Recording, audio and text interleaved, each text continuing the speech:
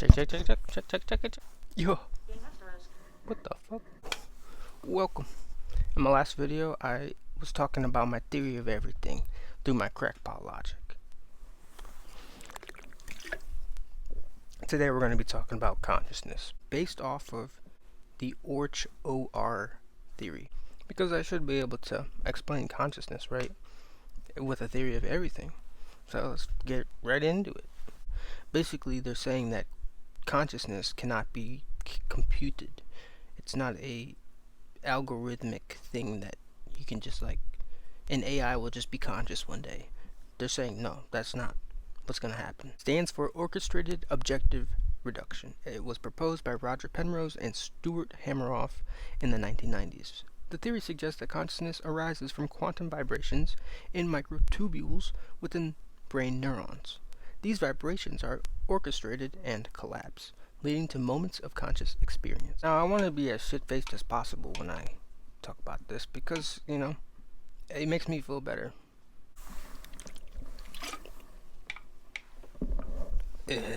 Okay, so the main idea of this theory is that it is not consciousness that causes the collapse of the wave function.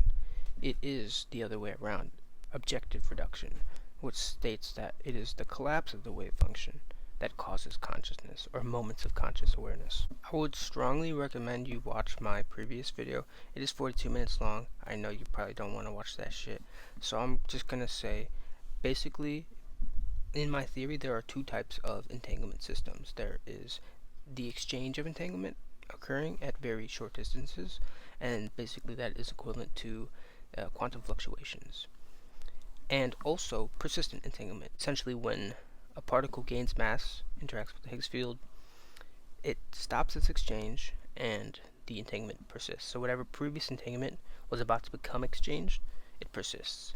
And as the mass gains more mass by like gravity and all that shit, there's just more and more of these non-local entanglements. My theory heavily relies on SUSY, supersymmetrical particles. Simply wouldn't work without it. And essentially, SUSY and standard matter is in superposition with each other.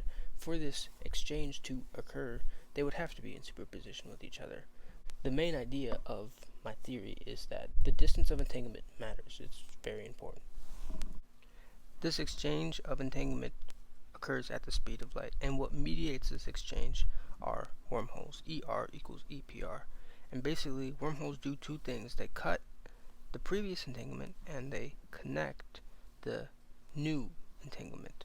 And basically, there is a conservation of entanglement. Entanglement never actually breaks or collapses. It's just redistributed and reorganized. It forms new connections while cutting off the previous old connections at the same time. So there's this constant updating of quantum systems. These non-local SUSY entanglements are extremely important because they are scale invariant. Basically, if you watch my previous video, you'll see that the way that I describe it, the most fundamental particles have the least amount of entanglement systems. So you could think of a quark just having one non-local SUSY entanglement pair connected to it, and the quark would be in the center. The more mass that the particle has, the more non-local SUSY entanglements.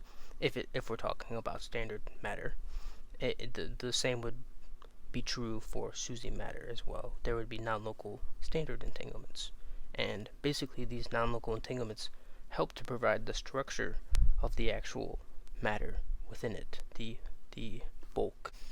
In my last video, I proposed that these non-local SUSY entanglements fluctuate in distance based on the energy level of the atom. So basically, what happens is when an atom is in higher energy levels, the electrons are farther away. And I proposed that the SUSY particles and their entanglements are pushed in and are more local. Okay, so the higher the energy, the more local these SUSY particles are, and the more non-local these electrons are because they, go out into their respective valence shells. Now, the lower the energy state would basically imply that the non-local SUSY entanglements are farther away. They are more non-local, and with higher energy, they become more local. Nodes inside an atom are basically where the electron has 0% probability of being found. That is where I believe these SUSY particles may be based on the energy level of the atom. Basically, there are more nodes with the higher the energy. Now, based on this idea, a more conscious person would have more local nodes because there is more energy circulating within the brain to allow for consciousness to emerge when you're under an anesthetic or when you're dreaming and sleeping. Your brain is still working, but it's definitely not working as much. So because the person is less conscious, that means that the energy state of the collective quantum system is lower compared to that of a more conscious person and someone who might be like working on a math problem or just literally going throughout their day. So these SUSY particles and the way that they fluctuate could help explain consciousness. And now these non-local SUSY entanglements are there for structural integrity. That is what I believe. However, there are, two types of entanglement. There is persistent entanglement, which will be these sprouting entanglements from all matter. And then there's the exchange entanglement. Now, within the brain and the neurons and within these microtubules, I believe it is actually the exchange of entanglement, which occur at very, very short distances, at very fast speeds, and basically the collective of all of these exchanges happening. So, like, for example, let's just say all of the SUSY particles within these microtubules are interacting, and that collectiveness is a conscious moment. While we're conscious, there's a constant, rapid fluctuation of these quantum entanglement exchanges occurring at every moment. It's so fast we can't even really picture it because it's already been processed before we even are verbally able to or visually able to decipher what is going on. Our brain has already done that for us. So less conscious, less energy, more non-local these SUSY entanglements are. More conscious, more complexity, more local these SUSY particles and their entanglements are. The amount of exchanges occurring will differ based on your conscious state. So basically, the more nodes that are in the brain, the more conscious the person is. That means that there are more SUSY particles inside the brain, and that's crazy. Anesthesia affects the interaction or coherence of these exotic SUSY particles in the brain.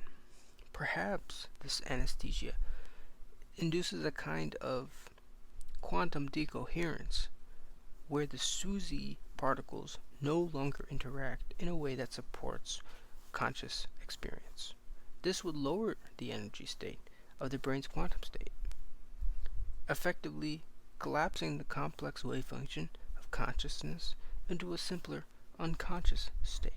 So if these microtubules are the quantum systems where these entanglement exchanges occur, this oscillation between entangled and disentangled states could be linked to the fluctuating nature of consciousness. For example, when entanglement is active between SUSY and standard particles, the brain might be in a more coherent or conscious state. When this entanglement is disrupted, consciousness might diminish or lapse into unconsciousness. The brain could essentially be tuning into these entangled states, amplifying them, or filtering them in different ways depending on the level of consciousness. Consciousness itself might be a fluctuating phenomenon that varies with the intensity and range of this entanglement exchange occurring between the brain and the broader quantum system. Now, again, I don't really know what the fuck I'm talking about. I'm a crackpot, and I have crackpot ideas, and this all stems from my crackpot toe, okay? My theory of everything. Yeah, that should be everything that you really need to know. And that this OR theory is already speculative. Now there is new evidence to lie in favor of this theory. However, I obviously don't have the qualifications to be talking about this. I am not an anesthesiologist. I am not a biologist. I am not a physicist in any regard. I don't know what the fuck I'm talking about, okay? I am a drunk dude who is jobless and just is obsessed with physics and trying to understand these hard problems. So, yeah, I appreciate you for watching the video, and I'll see you next time.